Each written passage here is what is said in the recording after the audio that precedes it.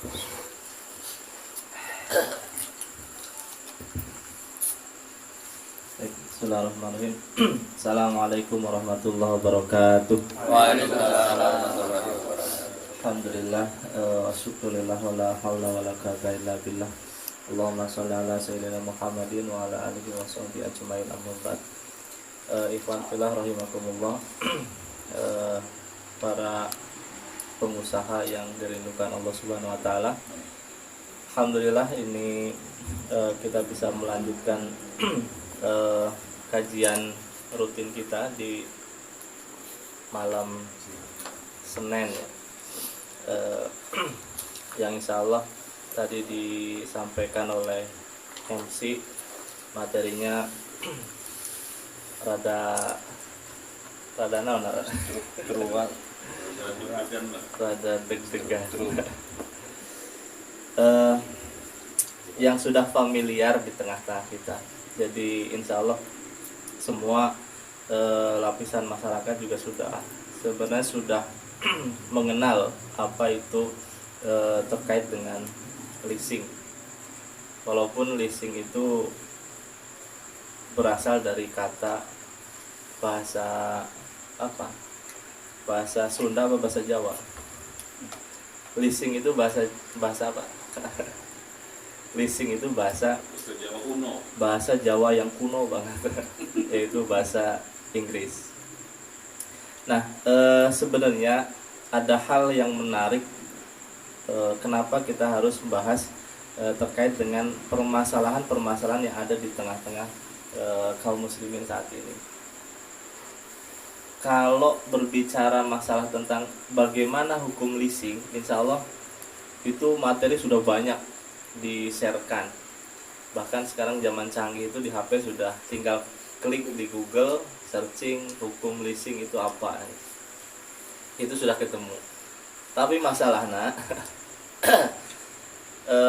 jawabannya macam-macam itu, karena setiap orang itu pasti punya pendapat masing-masing.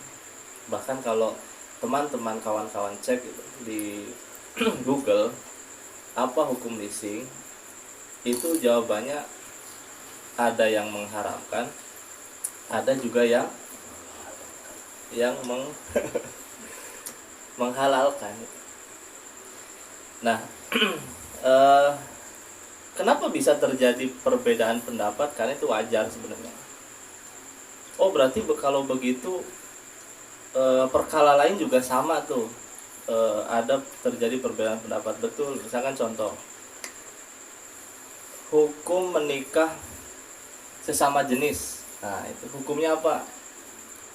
Mesti kalau di searching di Google, dicek di Google, misalnya ditanya hukum menikah sama jenis, itu memang ada yang jawab haram langsung.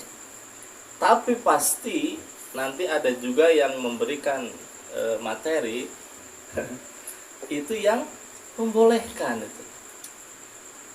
Hukum apa? LGBT tadi ya, berarti LGBT Nikah apa? beda agama. Nikah beda agama juga sama. Ada yang boleh, ada yang tidak boleh. Ada yang mengharamkan, ada yang menghalalkan. Jadi sama. Termasuk apa? Bahkan yang lebih clear saja, yang sangat-sangat jelas itu adalah misalkan contoh hukum zina itu apa? Itu ada juga yang menghalalkan. Hukum riba apa? Ada juga yang menghalalkan, dan seterusnya dan seterusnya. Sehingga berarti ada hal yang harus kita pahami terlebih dahulu sebelum kita membahas terkait dengan apa itu leasing, atau apa hukumnya leasing, apa hukumnya berpacaran kalau yang masih muda. Apa yang tua juga sama? Yang tua juga sama. Apa hukumnya meminjam uang dengan ada tambahan bunganya misalkan. Itu berarti kita harus sepakati terlebih dahulu terkait dengan siapa nih yang harus menjadi patokan dalam mengambil jawaban tersebut. Kalau misalkan kita seorang muslim, berarti yang harus menjawab itu semua adalah Siapa? Muslim. Orang Muslim, iya. Tapi kita harus mengambil jawaban dari siapa? Yakni adalah yang punya kita semua itu. Kita kembalikan lagi jawaban boleh tidaknya, halal atau haram, ini hukumnya apa, itu yang menjawab itu adalah yang menciptakan kita itu. Nah, kalau dikembalikan ke sampai pertanyaan yang paling mendasar, yang berhak menjawab itu adalah yang punya kita semua, maka semua jawaban itu akan clear semuanya. Mesti tidak ada perbedaan gitu. Hukum berzina apa? Tanyakan kepada yang menciptakan itu. Apa hukum berzina? Kata sang pencipta, oh, nggak boleh misalkan. Ya sudah, terima saja. Hukum apa namanya? Nyembelih ayam misalkan, tapi nggak pakai bismillah, tinggal seret bur langsung karena dreamkan kelepek paeh gitu. Langsung di sabut bulu, potong, jual. Apa hukumnya motong hewan seperti itu misalkan? Nah, kalau ditanyakan kepada yang punya kita semua, yakni adalah sang pencipta, maka itu akan clear jawabannya ya. Termasuk hukum leasing itu sendiri, yang insya Allah nanti akan kita singgung di materi kali ini. Nah, ikhwan fillah rahimakumullah, maka sekali lagi sebenarnya yang paling penting itu adalah bagaimana kita itu menerima dengan senang hati, ridho, ikhlas terkait dengan jawaban apa yang diberikan oleh sang pencipta, sehingga nanti tidak ada ngeyel lagi gitu. Kasok ada yang sudah dikasih tahu jawabannya tapi tetap ngeyel itu. Begitu. Baik. Terkait dengan leasing itu yang sering kita pahami di masyarakat itu kan gampangannya adalah sewa beli gitu. Sebenarnya leasing itu ada dua. Leasing yang full sewa dan juga yang kedua itu leasing yang sewa dan opsi untuk membeli di akhir itu. Nah, nanti kita bahas sebenarnya yang di masyarakat yang berkembang luas itu adalah sewa yang diakhiri dengan pembelian. Nah, secara fakta yang bisa kita pahami karena untuk menghukumi itu kan harus melihat fakta terlebih dahulu. Nah, fakta leasing mungkin panjenengan semuanya sudah paham ya apa itu leasing misalnya. Contoh gampangannya kan kredit apa kalau leasing itu? Motor. Iya, kredit motor misalkan. Kalau misalkan kita kredit motor, alurnya kan berarti kita pertama mengajukan kemana? Ke dealer ya, mengajukan untuk membeli motor kan begitu. Terus ketika sudah deal motor yang sudah ditunjuk oleh kita, maka proses selanjutnya adalah kemana? Leasing. Iya, dealer menghubungi pihak lembaga pembiayaan leasing, kurang lebih seperti itu. Atau kita diarahkan untuk memberikan administrasi segala macam itu ke pihak lembaga keuangan leasing tersebut. Nah, setelah itu baru ketika sudah deal maka motor dibawa pulang.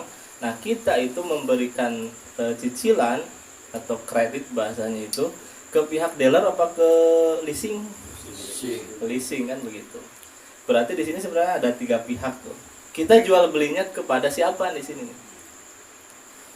Sebenarnya kita berakot jual beli itu dengan dealer apa dengan leasingnya? Ini juga harus clear dulu. Yang punya motor siapa? Dealer kan begitu. Berarti kita harus jual belinya sama dealer. Kalau kita jual belinya sama FIF-nya misalkan, maaf misalnya ada salah satu FIF atau pihak leasingnya, maka sebenarnya tidak boleh tuh terjadi kontrak jual beli dengan kita dengan lembaga keuangan. Kenapa? Karena si lembaga keuangan kan belum punya motornya. Terus yang dijual tuh motor siapa kan gitu. Karena ada hadis itu yang la tabi ma laisa laka indak. Kurang lebih seperti itu. Jangan kau jual barang yang belum kau miliki. Nah, ketika leasing menjualkan motor kepada kita, itu motor siapa itu? Atau mungkin begini, leasing membelinya terlebih dahulu dari dealer secara cash. Nah, berarti ketika dibeli secara cash, maka motor itu berpindah ke pemilikan jadi pihak leasing. Nah, baru dijual secara kredit ke kita itu. Itu alur seperti itu saja harusnya kita clearkan terlebih dahulu di awal tuh. Jadi kita itu mau jual beli dengan siapa? Nah, selama ini kan kita juga bingung kan gitu. Yang punya motor kan dealer, tapi kenapa kita ngasurnya ke leasing misalkan gitu. Nah, ini juga harus diperjelas karena secara fakta itu juga secara detail itu harus dipreteli terlebih dahulu. Karena apa? Karena mohon maaf, ini nanti kaitannya dengan kadang kita juga banyak mungkin di sini yang jadi makelar. Nah, makelar tanah atau makelar barang gitu. Itu juga kadang makelar itu seperti seolah-olah dia menjualkan barang gitu. Padahal barangnya bukan punya dia. Seolah menjual itu adalah kita melakukan akad dengan makelarnya itu. Ini harganya berapa? Luasnya sekian, harganya berapa? Deal ya, deal. Padahal itu barangnya bisa jadi bukan punya dia itu. Itu harus di-clearkan terlebih dahulu. Nah, selanjutnya ketika sudah terjadi misalkan perjanjian jual beli tadi, karena aslinya kan sebenarnya perjanjian jual beli, tapi yang namanya praktek dari leasing itu kan yang terjadi di masyarakat itu ketika setoran itu belum selesai dan si pembeli itu tidak kuat nyetorkan, maka motornya itu ditarik apa dibakar? Ya, ditarik, dicabut. Makanya berkeliaran itu pihak-pihak ya, yang ditakuti masyarakat lah gitu. Itu akan dicabut secara paksa. Berarti ini mengindikasikan bahwa kalau motor itu ditarik dengan paksa, di awal itu bukan akad jual beli sebenarnya, tapi akad sewa berarti. Nah, ini berarti yang benar yang mana? Leasing itu jual beli atau sewa? Di awal itu ini motor dijual ke konsumen, tapi secara kredit. Ketika macet kreditnya atau tidak kuat bayar, maka motor ditarik kembali. Nah, ini sebenarnya kan tidak benar itu. Kenapa? Karena ini bertentangan dengan konsekuensi jual beli. Kenapa? Karena jual beli itu kalau sudah barang itu dijual, maka tidak boleh diambil lagi. Walaupun benda itu atau barang itu dijual secara kredit. Nah, kenapa ditarik lagi? Oh, berarti ini adalah sewa nih. Nah, berarti disitulah ada dua ketidakjelasan ini, akad jual beli apa sewa, atau bahkan justru diperjelas bahwa ini adalah sewa beli itu. Berarti sudah jelas nih sekarang bahwa leasing itu adalah ya sewa, terus di akhir itu adalah beli itu. Kalau lunas sampai cicilan full misalkan 3 tahun, maka dianggap sebagai beli. Motor itu jadi milik konsumen full, bahkan ditandai dengan surat-suratnya itu dikasihkan BPKB sama STNK-nya. BPKB-nya aja ya. STNK-nya dikasihkan. Nah, berarti di sini ada ketidakjelasan atau bahkan dua akad dalam satu transaksi. Nah, berarti kita tanyakan nih sama yang punya diri kita nih. Siapa yang punya diri kita? Apakah pemerintah misalnya? Bukan. Apakah MUI? Bukan. Apakah OJK, Otoritas Jasa Keuangan misalnya? Bukan juga itu. Yang punya siapa? Ya Allah Subhanahu wa taala. Berarti harus kita tanyakan. Nah, ternyata ada dalil yang menyatakan bahwa ketidakbolehan menggabungkan dua akad dalam satu transaksi. Tapi sekali lagi ini juga masih ada yang pro, masih ada yang kontra. Ada yang dalil ini betul nih, tidak boleh menggabungkan dua akad dalam satu transaksi. Tapi ada juga yang mengatakan bahwa itu boleh-boleh saja. Kalau dalilnya kan jelas, ada dua sebenarnya. Anan Nabi sallallahu alaihi wasallam naha bai'ataini fi bai'ah. Jadi bahwasanya sungguhnya Rasulullah itu melarang menggabungkan antara dua jual beli dalam satu jual beli. Dengan hadis yang lain redaksinya hampir sama, cuma diakhiri dengan naha an sofqotaini fi sofqo. Jadi Nabi itu melarang dua kesepakatan digabungkan dalam satu kesepakatan. Sewa di situ ada, beli di situ juga ada. Ini berarti menggabungkan dalam satu transaksi ini. Ada sewa, ada jual beli. Nah, kalau sudah jelas hadisnya seperti itu, dalilnya jelas. Nah, berarti apa? Kalau ada praktek transaksi seperti itu, maka ya sudah. Ini adalah hal-hal yang dilarang. Nah, para ulama itu ada dua. Ada yang menyatakan itu adalah fasad, rusak, berarti harus diperbaiki akadnya. Ada juga yang menyatakan itu batil. Yang namanya batil berarti tidak sah kan gitu. Kalau sholat kan batal ya. Berarti akadnya, perjanjian itu, transaksi itu tidak sah itu. Kalau tidak sah, ini harus hati-hati berarti. Si motor itu yang kita beli dengan cara leasing, itu berarti boleh digunakan oleh kita apa tidak? Ngeri itu sebenarnya. Tidak boleh.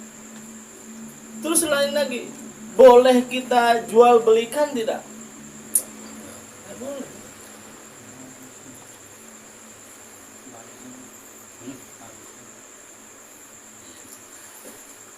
Jadi nanti buntutnya itu jadi panjang itu. Nah, sehingga kalau sudah jelas dalil seperti itu, berarti yang pertama itu ada dalil yang mengatakan bahwa larangan untuk menggabungkan dua akad dalam satu transaksi.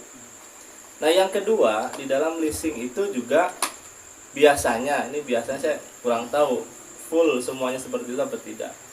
Ketika ada cicilan nunggak misalkan 2 bulan, 3 bulan sebelum motor dicabut, itu ada apa biasanya? Denda. Nah, denda atau apa bahasanya? Penalti. Penalti. Saya pernah dengar cerita itu ada teman itu minjem ke bank, buru-buru dia cepet lunasi, belum sampai sebulan 2 bulan itu dia mau lunasi kisaran 10 jutaan lah. Kata banknya gimana? Mohon maaf ibu, ini tidak bisa dilunasi. Kalau dilunasi gimana? Berarti ibu kena penalti. Harus bayar lebih. Ini kan aneh ya. Harusnya orang itu dibayar hutang itu kan seneng ya. Tapi bank itu nggak mau itu. Justru malah kalau mau melunasi sekarang, maka akan didenda itu. Nah, seperti itu. Berarti ada denda dari keterlambatan. Kata para ulama itu adalah termasuk jenis kepada riba. Kenapa? Karena perjanjian, misalkan contoh, motor ini dihargain 30 juta selama 3 tahun misalkan. 2 bulan nunggak, ini ada denda nih 500.000 misalkan, atau 100.000 atau 200.000. Maka yang 100.000, 200.000 itu termasuk dalam kategori riba. Nah, ini ngeri sih. Selain ada pelanggaran terhadap dua akad dalam satu transaksi, selain ada ribanya, nah ternyata yang ketiga ini juga ada yang ngeri lagi nih dalam leasing itu. Kenapa? Ketika kita bertransaksi leasing misalkan, taruhlah beli motor atau beli mobil, maka tadi si BPKB itu kan masih ditahan oleh leasing ya, oleh lembaga keuangannya.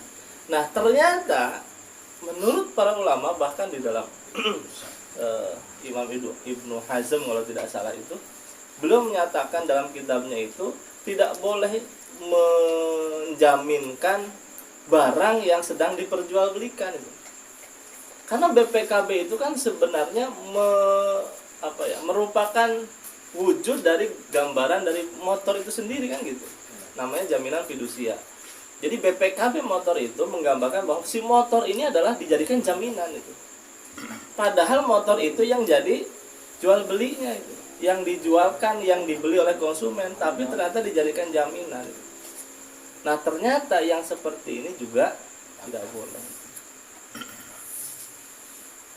Berarti menggunakan jaminan dari barang yang sedang diperjualbelikan itu juga tidak boleh. Makanya kemarin ada kasus misalkan jual rumah dan tanah baru dibayar sekitar 10% misalkan. Total itu kisaran 3M, taruhlah misalnya 3M, baru terbayarkan 10% di awal. Tapi sertifikatnya itu sudah dikasihkan semua. Ada yang bilang, wah ini salah nih, kok kayak gitu. Kenapa? Nanti kalau misalkan nggak bayar gimana misalkan? Berarti jangan dikasihkan dulu sertifikatnya itu. Justru gitu loh. Ini kayaknya baru datang, berarti kita tutup acara pada hari ini. Sesi 2. Sesi 2. Nanti kesimpulan terakhir itu. Baik, lanjut ya. Sedikit 5 menit lagi berarti. Kalau menjaminkan barang yang sedang diperjualbelikan, kata para ulama itu tidak boleh, maka BPKB yang wujud dari si barang tersebut, ketika itu juga ditahan, berarti itu juga tidak boleh.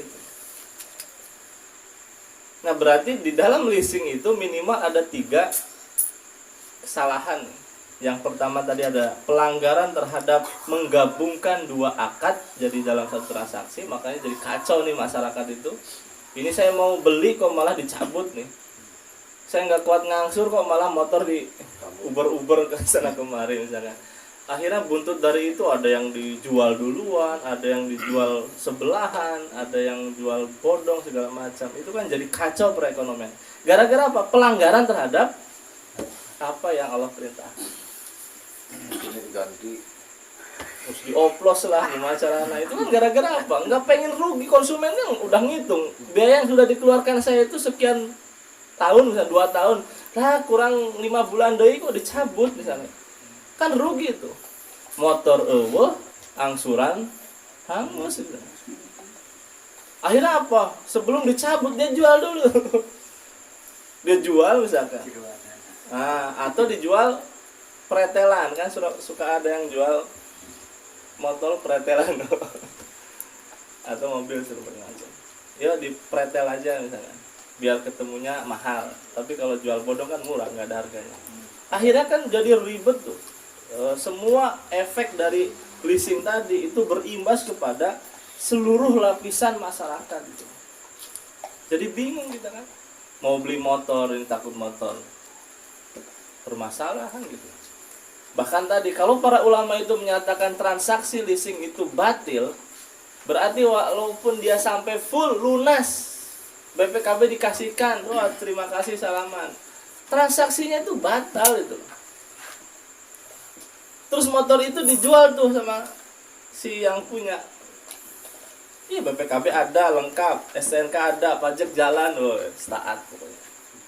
Dijual misalkan. Tapi proses awalnya itu didapatkan hasil dari leasing, menurut sebagian ulama itu batal. Ya sudah, berarti transaksi awal batal, berarti kesananya juga ikut batal. Nah ini yang ngerinya kan seperti itu.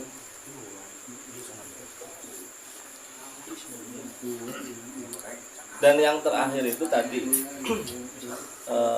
yang 2 yang terakhir itu ada riba dari denda keterlambatan, dan juga yang terakhir itu ada jaminan dari si barang yang diperjualbelikan itu, diperjualbelikan itu yang tidak boleh. Sehingga minimal ada 3 kesalahan.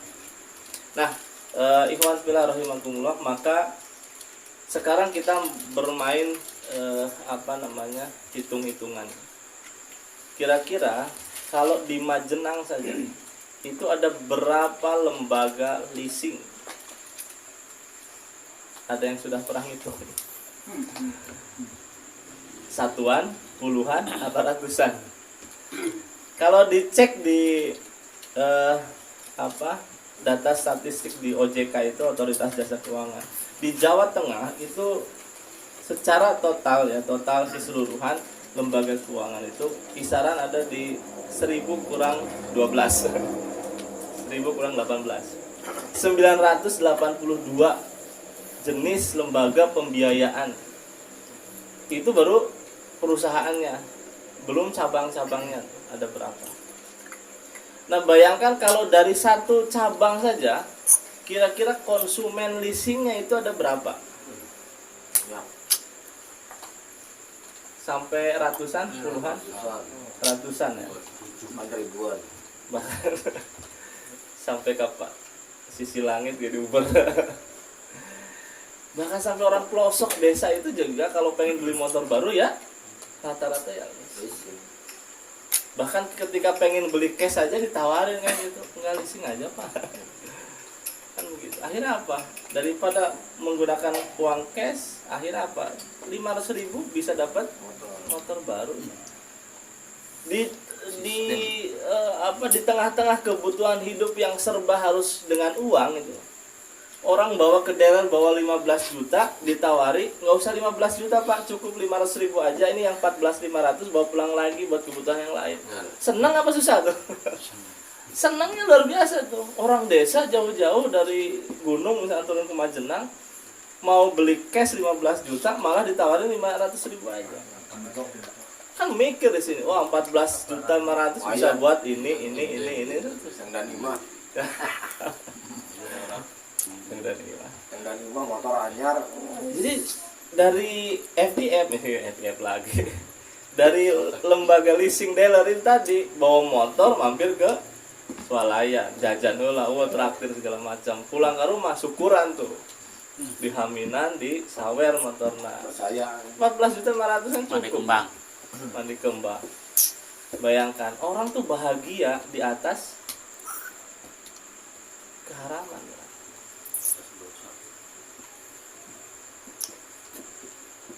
Berapa ratus orang di Majenang misalkan, atau bahkan ribuan, berapa ribu orang yang berbahagia di atas transaksi yang salah di atas hukum syara. Bahagia punya motor baru, padahal itu dicatat sebagai dosa. Oleh karena itu maka yang terpenting itu justru ada di bahwa seharusnya apa yang harus kita lakukan itu. Kalau hanya sekedar ini nggak boleh, oh ini haram, oh ini boleh, oh ini haram, itu kan gampang ya milih buat kita. Tapi ini kasus ini sudah menjamur itu. Bahkan ibarat debu itu sudah bertebaran seperti debu. Hampir tidak ada sekarang itu kalau orang mau beli motor itu tidak ada yang cash, hampir tidak ada, 1-2 masih ada. Belum lagi kalau turunannya, jual secondnya itu juga hasil leasing tuh banyak gitu loh. Kalau dihitung-hitung itu berapa? Nah, kita yang keseharian melihat itu semua itu, berarti ada 3 kesalahan di situ: melihat transaksi yang salah, melihat aspek ribawi, melihat jaminan yang salah juga itu. Kan puyeng kalau kita mau memikirkan bahwa itu adalah sebagai sebuah kerusakan. Tapi kalau sebaliknya kita menganggap itu sebagai sebuah hal yang biasa-biasa saja, ya sudah. Ngapain dipikirkan itu? Ngapain dibahas? Ngapain direnungkan? Ya tinggal jalanin aja begitu saja. Sama halnya ketika kita berada di depan pintu gerbang tempat pelacuran misalnya. Orang hilir mudik masuk ya seperti biasa aja misalnya. Pernah pas di Jogja itu nongkrong jam 3 peting di depan pintu gerbang Sarkem. Di Jogja itu pasar kembang terkenal. Nah, bedi kan. Terdawetan setik. saya beti di Mulai dari yang tua sampai yang muda itu loh. Itu jam 4, jam 3, jam 4 itu sudah dijemputin tuh. Yang mahasiswa itu dijemputin karena paginya mau kuliah sih. Pada pulang. Bahkan kata teman itu yang penjajaknya itu mulai dari mbah-mbah sampai umur belasan tahun ada semua tuh, dengan tarif harga yang berbeda-beda tentunya. Bahasanya itu anak SD pun bisa masuk situ. Anak SD bertransaksi ke sana cukup bawa uang 5.000 itu udah bisa tuh. Siapa pelayannya? Mbah-mbah. Betul ya, serius. Komplit. Bayangkan, si pelanggannya itu anak SD, anak kecil, laki-laki. Penjajah seksualnya itu adalah mbah-mbah, nenek-nenek. Dengan uang 5.000 itu udah bisa. Bahkan ada sebaliknya, kakek-kakek di sana itu dengan bawa duit udah lempangnya nggak setukui-tukui bawa itu kan gitu. Yang perawan. Iya, milihnya apa? Yang kelasnya mewah gitu loh. Bahkan itu ada laki-laki yang nawar ke perempuan itu yang PSK-nya, "Mbak berapa? 200.000." Lah, kemahalan 150 enggak. Datang kakek-kakek, "Berapa, Mbak? 200." Ayo. Deal, Mbak. Enggak ditawar itu. Itu kalau kita depan gerbang duduk sejam aja, hilir mudik, bro. Parkirnya apa? Di stasiun.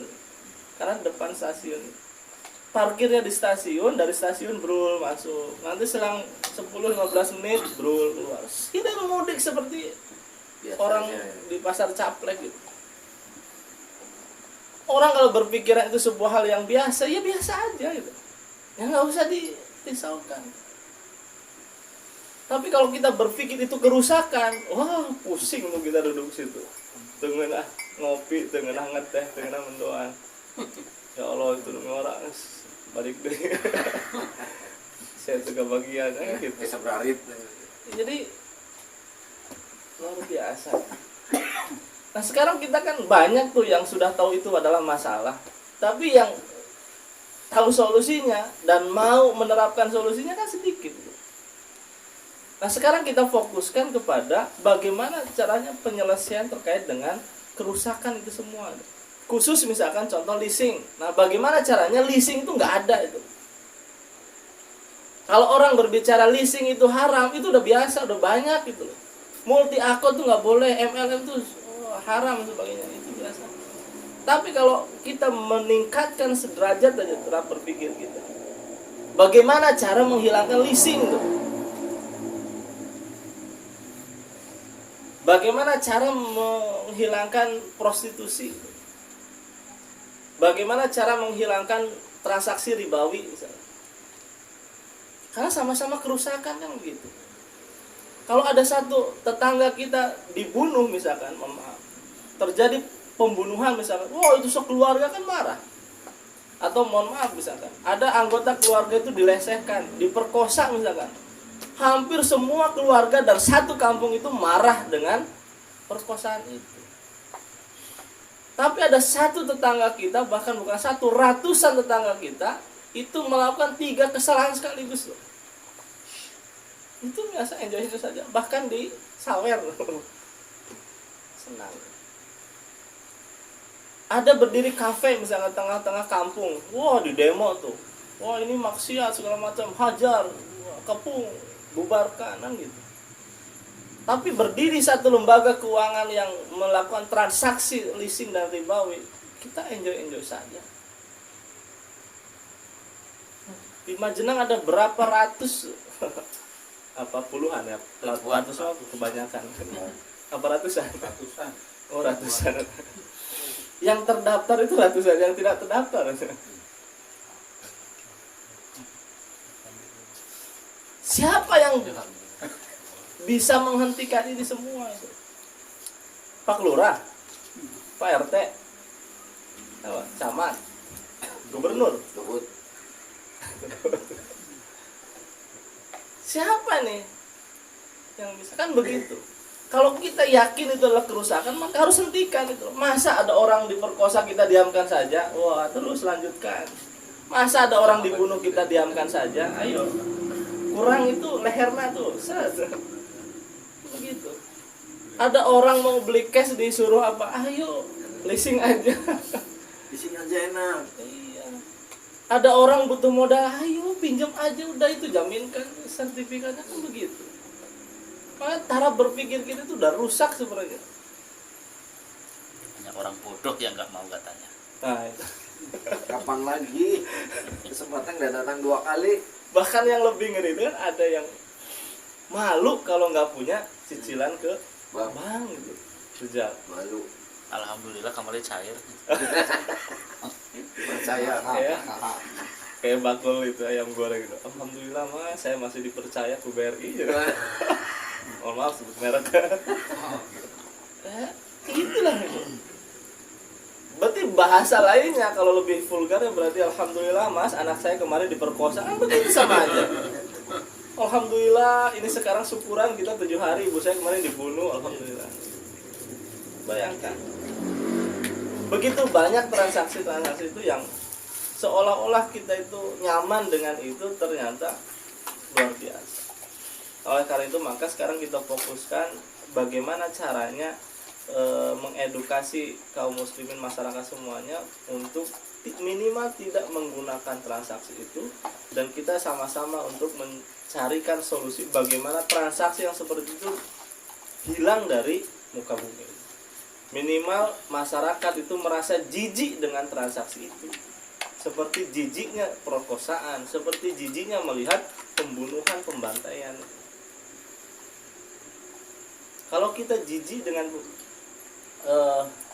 kafe yang ada bisnis prostitusinya, maka kita juga harus jijik dengan lembaga-lembaga seperti itu. Nah sekarang kita harapkan kepada siapa nih untuk memecahkan solusi yang seperti ini gitu. Nah ini yang perlu kita pikirkan kan, gitu. Kepada pemimpin kita yang di atas.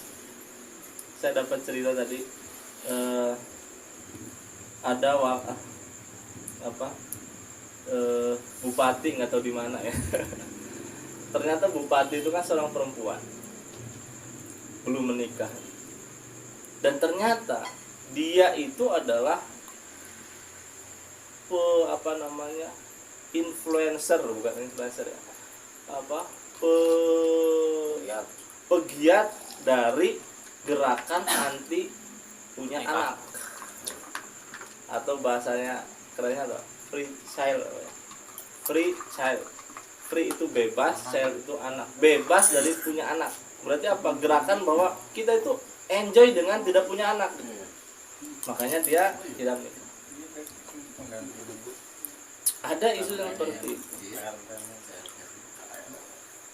Bayangkan yang memegang otoritas yang bisa untuk ini nggak boleh, ini boleh, itu aja aturan seperti itu. Kita mengharapkan dengan pemimpin yang seperti itu kayaknya susah.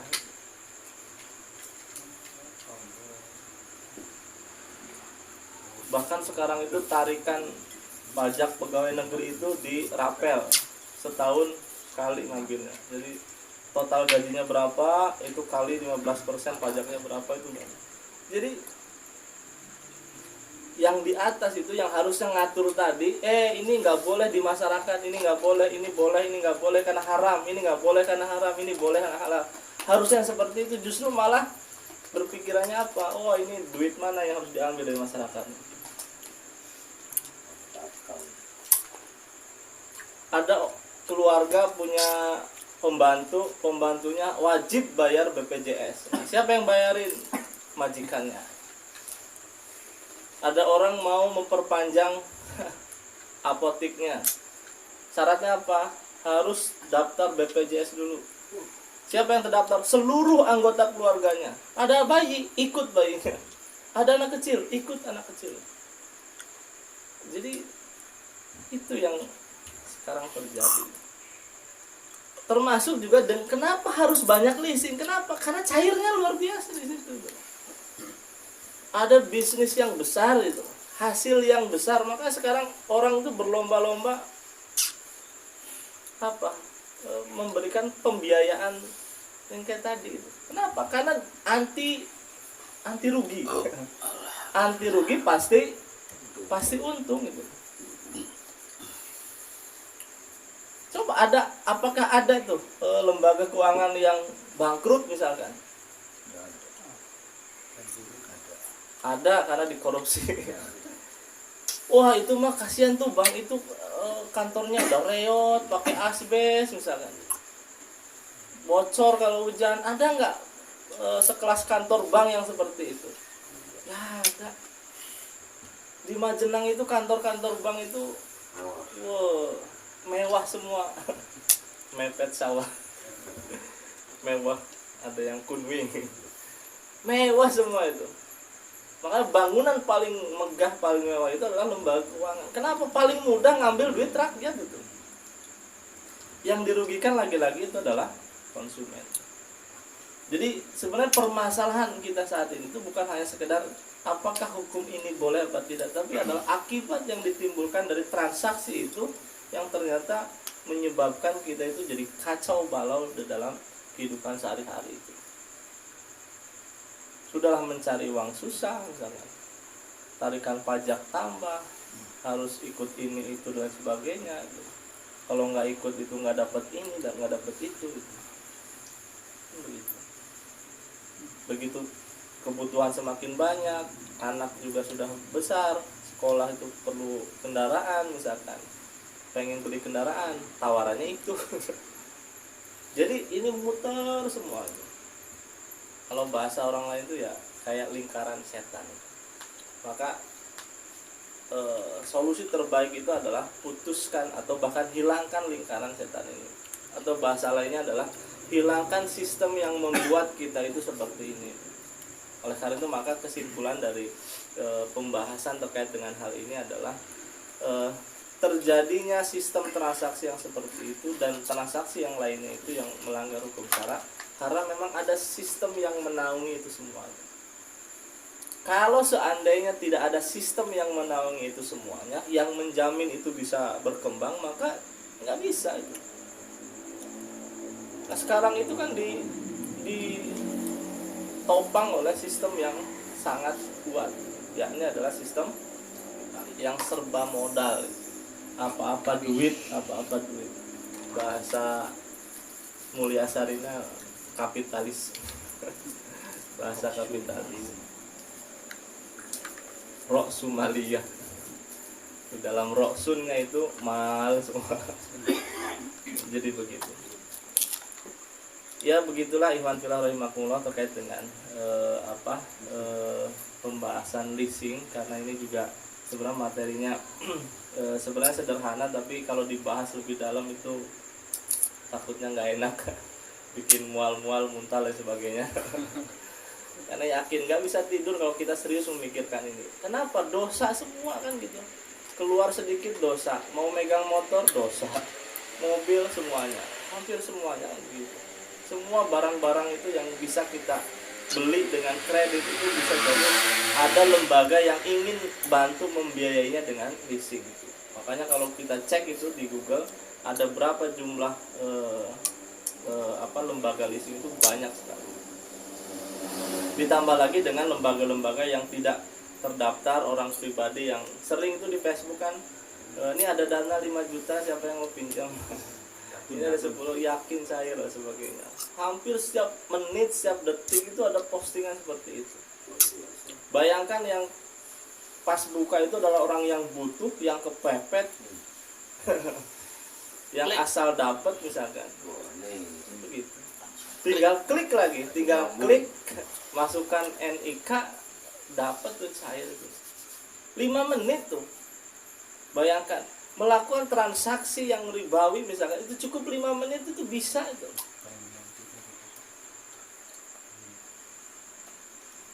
Lima menit dapatnya tapi dosanya seumur umur. Jadi ini yang perlu kita sadarkan kepada masyarakat ya. Kita sharekan ke masyarakat bahwa hal-hal seperti itu adalah bukan hanya sekedar kalau bahasa tidak boleh itu kayaknya halus banget tuh. Jijik itu.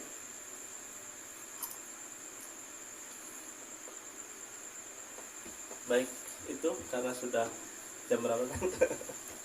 Setengah 10.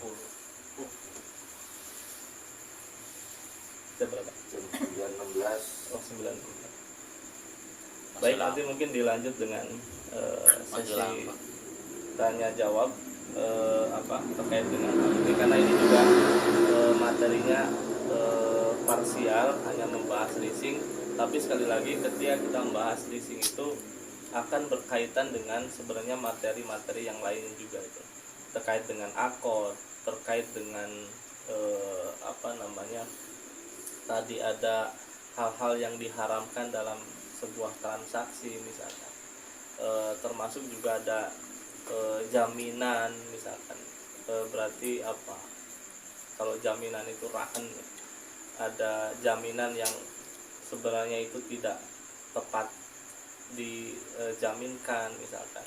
Jadi kalau jaminan itu ya harusnya barang yang kita jual belikan secara kredit tempo misalkan, itu yang jadi jaminannya itu adalah harusnya barang yang lain, bukan sertifikat dari barang yang dijual belikan. Jadi kalau misalkan jual tanah misalkan, jaminannya apa nih? Ya sertifikat mobil misalkan atau sertifikat tanah lainnya gitu. Jadi hal-hal banyak sekali yang perlu diperbaiki di dalam tengah-tengah masyarakat kita semua saat ini. Makanya pembelajaran seperti ini memang harus kita telaah lagi lebih dalam lagi, karena sesuatu yang kita anggap biasa saja itu kadang kita benarkan, tapi ternyata itu adalah sesuatu yang salah. Banyak sekali kasus-kasus seperti itu, seolah-olah benar tapi ternyata itu juga tidak sesuai dengan hukum syara. Jadi begitu saja untuk awalan, nanti silakan dilanjut dengan sesi tanya jawab. Demikian dari saya, cukup sekian. Billahi taufiq wal hidayah. Assalamualaikum warahmatullahi wabarakatuh. Waalaikumsalam warahmatullahi wabarakatuh. Kita selama ini banyak belum memahami ya berkaitan dengan akord-akord yang tadi sudah disampaikan. Apakah akord yang kita